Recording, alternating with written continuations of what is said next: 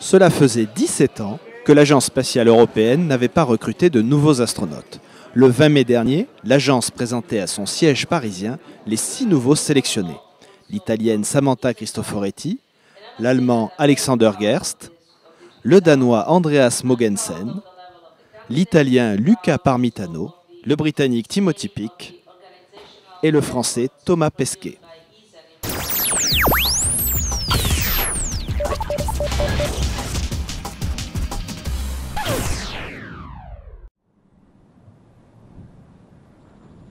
La sélection a été rude. Sur 8413 candidatures déclarées recevables, l'Agence spatiale européenne n'en aura retenu que 6, au terme de nombreux tests physiologiques et psychologiques, suivis d'entretiens individuels. Nous avons pu demander à 4 des nouveaux astronautes comment était née leur motivation. Well, it's not the only origin, but it's certainly one aspect that I remember from my boyhood, that my grandfather somehow managed, I'm not sure how he did it actually, to turn his antenna into space and let me speak into the microphone.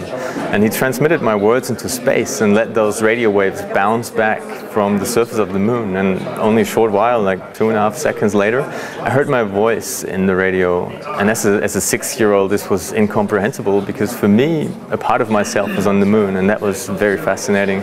Well, you know, I think I grew up in the space shuttle era. So obviously, the first, great space adventures that I followed were the ones of the space shuttle, and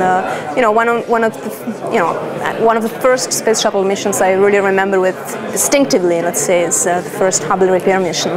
And of course, the great space adventures of the 1960s and early 70s, as I have, later in life learned about them and read about them, have greatly inspired me too. And I hope in the next years we will be able to repeat those kinds of adventures. Mais finalement, je pense que le désir humain de faire de l'exploration, c'est une partie fondamentale de la nature de l'homme. Aujourd'hui, l'exploration la plus importante, ce qui va être fondamental pour le futur de l'homme, c'est l'exploration spatiale, j'en suis convaincu.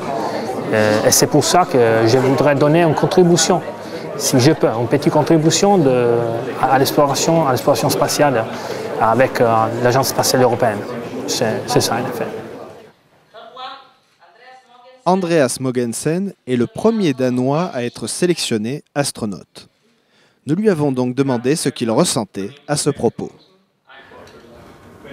There's a little bit of pressure because I have to represent my country, but I would say for me, the important thing is being an astronaut. Whether I was the first, the second, the fifth, or even the 10th Danish astronaut, the excitement wouldn't be any less. Les 6 sélectionnés sont bien conscients qu'on ne devient pas astronaute du jour au lendemain, comme l'explique d'ailleurs Andreas Mogensen. There will definitely be a process. I didn't find out that I had been selected until Monday evening at very late, I think it was 9 p.m., something like that. And since then it has been so hectic, arranging the trip here, preparing for the press conference, that we simply haven't had time to sit down and just think about the fact that we've been selected. So yes, there will definitely be a period of time where it will begin to sink in. C'est ici, au Centre européen des astronautes à Cologne en Allemagne, que les 6 sélectionnés vont apprendre leur métier avant de se préparer pour une mission, très probablement vers la Station spatiale internationale. Le premier d'entre eux pourrait voler vers 2012.